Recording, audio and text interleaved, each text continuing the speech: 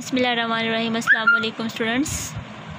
8th class. Today we are going to start the next chapter of 8th class science, that is chapter number 4, and the chapter name is pollutants and their effects on the environment.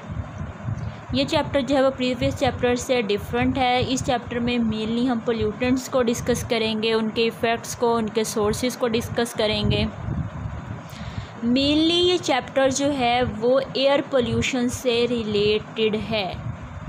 तो उससे पहले start करने से पहले जो हमारा main topic है air pollutant, उससे पहले हम थोड़ा इंट्रोडक्शन देखते हैं कि as the result of human activities and natural phenomenas हमारे इन्वायरमेंट में बहुत सारे जो है पोल्यूटेंट्स प्रोड्यूस हो जाते हैं दैट पोल्यूट द इन्वायरमेंट. तो ऐसे सब्सटेंसेस जो कि हमारे इन्वायरमेंट को पोल्यूट करते हैं, कॉन्टामिनेट करते हैं, उन्हें हम बोलते हैं जनरली पोल्यूटेंट्स. उनके सोर्सेज क्या हैं, कॉजेज़ क्या हैं. जैसे हमारे इन्वायरमेंट, हमें वैसे आम रूटीन में लगता है कि हमारा इन्वायरमेंट बहुत क्लीन है, लेकिन ऐसा नहीं है. बहुत सारे डस्ट पार्टिकल्स मौजूद होते हैं. बहुत सारी हमारे पास जो हमारे इन्वायरमेंट में जो होती हैं पॉइजनस गैसेस मौजूद होती हैं जो कि हार्मफुल होती हैं. तो ऐसे सब्सटेंसेस को, ऐसी गैसेस को जो कि मौजूद हैं हमारे इन्वायरमेंट में और हमारे इन्वायरमेंट को पोल्यूट कर रहे हैं, तो ऐसे जो सब्सटेंसेस होते हैं उन्हें हम पोल्यूटेंट्स कहते हैं.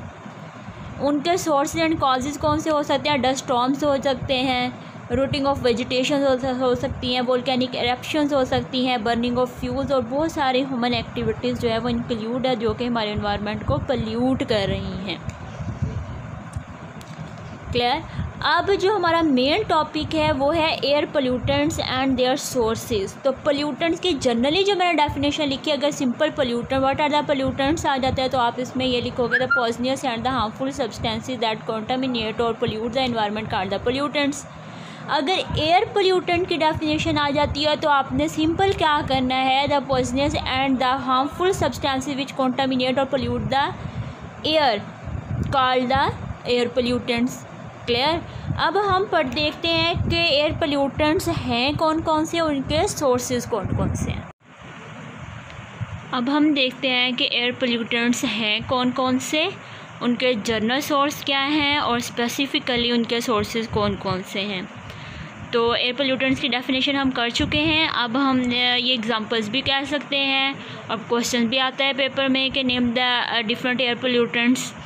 तो एयर पोल्यूटेंट्स इंक्लूड हैं कार्बन मोनोऑक्साइड. ये गैसेस हैं. देखें, एयर में गैसेस मिक्सअप होती हैं और अदर डस्ट पार्टिकल्स भी होती हैं. तो मेनली जो एयर पोल्यूटेंट्स हैं वो गैसेस हैं. That are carbon monoxide, sulphur dioxide, oxides of nitrogen and chlorofluorocarbon. ये CFC जो हैं ये आपने प्रीवियस क्लासेस में पढ़ा होगा. ये क्या होते हैं? ये क्लोरोफ्लोरोकार्बन्स होते हैं जिसमें क्लोरीन, फ्लोरीन एंड कार्बन जो है ये मिक्सअप होती हैं गैसेस जो कि रिलीज़ होती हैं फ्रॉम द एरोसोल्स, जो कि हम आगे भी पढ़ेंगे, एयर कंडीशनर से, रेफ्रिजरेटर से. तो यहाँ से ये क्लोरोफ्लोरोकार्बन्स होती हैं. ये भी हमारे इन्वायरमेंट में जो को पोल्यूट करते हैं, एयर को पोल्यूट करते हैं. तो these are the main pollutants, air pollutants. अब इनके जनरल सोर्सेज क्या हैं कि ये रिलीज़ होते हैं from the decay of dead organic matter. Organic matter क्या होता है कि जितने भी हमारे प्लांट्स हैं और एनिमल्स हैं, ये जब डेड हो जाते हैं तो इनकी बॉडीज़ जो होती हैं वो ज़मीन में यानी कि वो दब जाती हैं, पड़ी होती हैं. वहाँ से उनका गलने सड़ने का प्रोसेस जो है वो स्टार्ट हो जाता है. उसके रिज़ल्ट में गैसेस रिलीज़ होती हैं, वो हमारे एयर में मिक्सअप हो जाती हैं जो कि कॉज करती हैं एयर पोल्यूटेंट्स को. सेकंड जो सोर्स है वो पार्टिकुलेट मैटर है. ये कैसा होता है? इसमें पार्टिकल्स मौजूद होते हैं मैटर के विद द लिक्विड ड्रॉपलेट्स. जैसे आपके पास मिक्स हुआ होता है ना सॉफ्ट सा मैटर. इसकी एग्जांपल्स में आपके पास सूत यानी कि काजल, dust particles, pollen and metallic compounds जो हैं वो मौजूद होते हैं. क्लियर. उसके बाद आपके पास specific sources of these pollutants, जिसमें हम 1 बाय 1 डिस्कस करेंगे। तो सबसे पहले हम सोर्सेज ऑफ कार्बन मोनोऑक्साइड को डिस्कस करते हैं। ये पेपर पॉइंट ऑफ व्यू से चैप्टर बहुत इंपॉर्टेंट है, इसमें छोटे छोटे क्वेश्चन जो है वो बनते हैं, तो इसलिए आपने बहुत ध्यान से हर पॉइंट को, जिस तरह से मैं पढ़ा रही हूँ इसी तरह आपने बुक पे मार्क कर लेना है, इसी तरह आपने इसको लर्न करना है, ठीक है, हेडिंग्स के साथ। तो सबसे पहले सोर्सेज ऑफ कार्बन मोनोऑक्साइड देखते हैं। कार्बन मोनोऑक्साइड जो है वो एक गैस है जो कि रिलीज़ होती है by incomplete combustion of coal and fossil fuels. Incomplete combustion के रिजल्ट में, वैसे हमारे पास जब कंबशन का प्रोसेस होता है, बर्निंग प्रोसेस होता है, उसमें कार्बन डाइऑक्साइड रिलीज़ होती है CO2। वो एक पोल्यूटेंट नहीं है। एक्स्ट्रा अगर बहुत ज़्यादा हो जाए तब वो पोल्यूशन कॉज करती है, अदरवाइज़ वो नहीं है। जो इनकम्प्लीट कंबशन ऑफ कोल है, वुड है, जो भी है, इनकम्प्लीट का मतलब है कि अगर कोयला या कोई लकड़ी या कोई फॉसल फ्यूल्स जो है वो कम्प्लीटली बर्न ना हो, ठीक है, वहाँ से जो गैस रिलीज़ होती है वो फिर कार्बन डाइऑक्साइड रिलीज़ नहीं होती, बल्कि कौन सी गैस रिलीज़ होती है, carbon monoxide, which is harmful for us and for our environment. आगे हम इनके इफ़ेक्ट्स भी पढ़ेंगे कि कार्बन मोनोऑक्साइड के क्या इफ़ेक्ट्स होते हैं in the human health on the environment. Next source of carbon monoxide is smoke release by the motor vehicles and industries के बर्निंग। जब मोटर व्हीकल्स में, गाड़ियों में, बाइक्स में जो व्हीकल्स होते हैं उनमें जब बर्निंग ऑफ फ्यूल होता है, उसके रिज़ल्ट में जो स्मोक रिलीज़ होता है वो, और इंडस्ट्रीज़ से जो स्मोक रिलीज़ होता है उसमें भी कार्बन मोनोऑक्साइड मौजूद होती है, जो कि हमारे इन्वायरमेंट को पोल्यूट करती है। 8th class, next air pollutant is sulphur dioxide and the sources are sulphur dioxide produced by burning of coal और ऑयल इन फैक्ट्रीज़।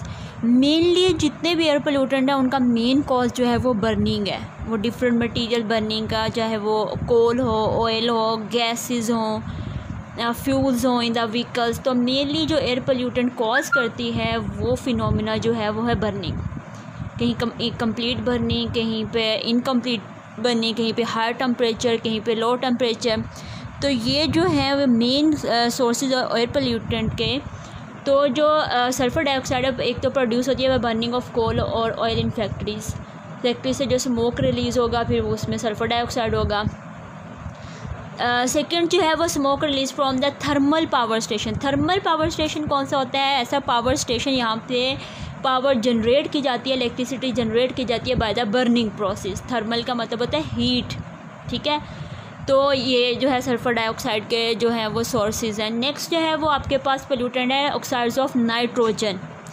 इसमें NO2 दोनों आ जाएंगे। इनका जो मेन सोर्स है वो burning of coal and oil at the high temperature industries and vehicles. के industrial vehicle में हाई टेम्परेचर पे जब जो बर्निंग होती है तो उसके रिजल्ट में ऑक्साइड्स ऑफ नाइट्रोजन प्रोड्यूस होते हैं। नेक्स्ट जो है वो last one is the sources of chlorofluorocarbons. Chlorofluorocarbon initially मैंने बता दिया था कि ये कंपाउंड्स होते हैं which contain the chlorine, fluorine and carbons. ये डेफिनेशन आ सकती है कि what are the CFCs and their sources. तो आपने बुक पे लिखा हुआ है chlorofluorocarbon are the compounds which contain the chlorine, fluorine and carbon atoms. तो ये इनके सोर्सेज कौन से होते हैं? ये जो मौजूद होते हैं CFCs यूज़ होती हैं एरोसोल स्प्रेज में, रेफ्रिजरेटर्स एंड एयर कंडीशनर्स। तो जब इनसे लीकेज होता है उसके रिज़ल्ट में ये गैसेस जो हैं प्रोड्यूस होती हैं और हमारे इन्वायरमेंट को पोल्यूट करती हैं। तो these are the main air pollutants and their sources, जिनको हमने डिस्कस किया है डायग्रामेटिकली भी आपके बुक में जो है वो दिखाए गए हैं। तो main sources of air pollutants are the fossil fuels, coal, natural gas, oil and aerosol, petrol.